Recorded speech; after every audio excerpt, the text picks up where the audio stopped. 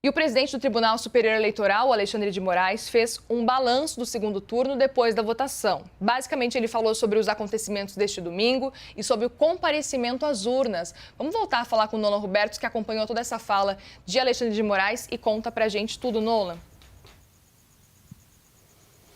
O Muriel, ele abriu o discurso dizendo primeiro que ligou para os dois candidatos, o presidente eleito agora, Luiz Inácio Lula da Silva, e também para o presidente que tentava a reeleição, o presidente da República, Jair Bolsonaro.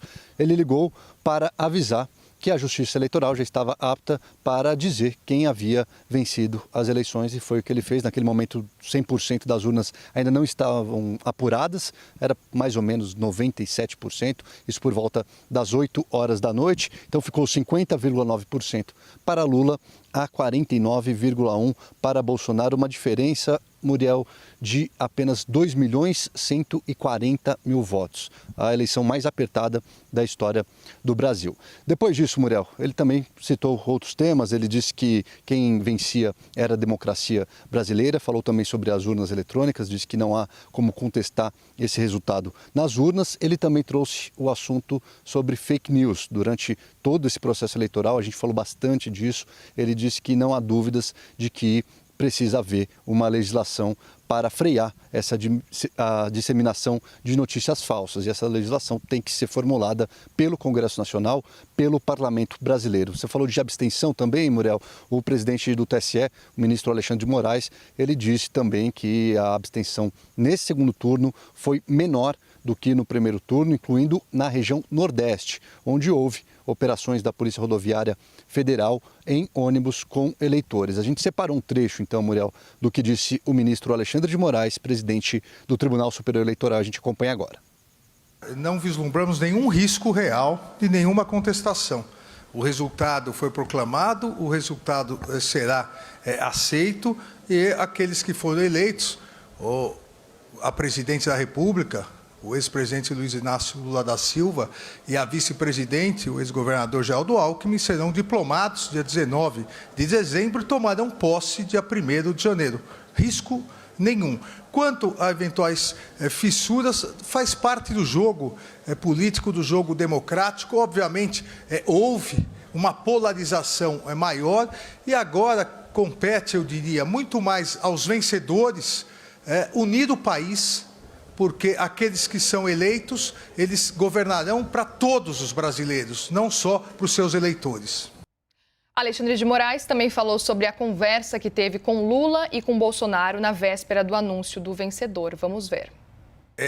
Eu liguei para ambos os candidatos, até por ser uma praxe do Tribunal Superior Eleitoral, cumprimentar ambos os candidatos pela participação nas eleições, pela participação no jogo democrático. Os cumprimentei e avisei que iria proclamar o resultado oficial. Nada mais do que isso. Não acredito que haja nenhum problema. Se houver contestações dentro das regras eleitorais, elas serão analisadas normalmente. Isso faz parte do Estado de Direito. A ministra Rosa Weber, presidente do Supremo Tribunal Federal, também se manifestou nessa coletiva do TSE. Vamos ouvir o que ela disse?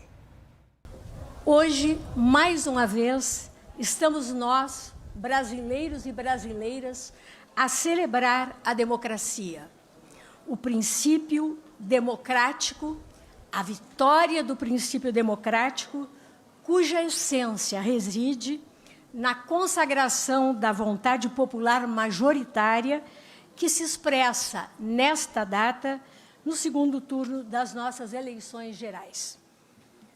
A despeito dos tempos conturbados por intensa desinformação e exacerbada polarização, também hoje as eleições transcorreram em clima de segurança e tranquilidade, conduzidas com maestria pelo Tribunal Superior Eleitoral, por Vossa Excelência, ministro Alexandre de Moraes, e realizadas pela família eleitoral como um todo, a congregar os 27 tribunais regionais eleitorais, os juízes e as juízas eleitorais, os servidores e as servidoras da Justiça Eleitoral, os cerca de 2 milhões de mesários representando a sociedade civil, e tantos outros colaboradores e participantes, em que destaco os profissionais de imprensa, e eu faço porque sem imprensa livre não há democracia, e destaco ainda as forças de segurança e os observadores internacionais. A todos agradeço e cumprimento efusivamente, reiterando que a justiça eleitoral é patrimônio do povo brasileiro e o sistema eleitoral brasileiro, motivo de orgulho nosso e exemplo a ser seguido pela segurança e celeridade que imprime, a permitir, em um país continental como o nosso, com mais de 150 milhões de eleitores, sejam conhecidos os resultados em poucas horas após o encerramento da votação.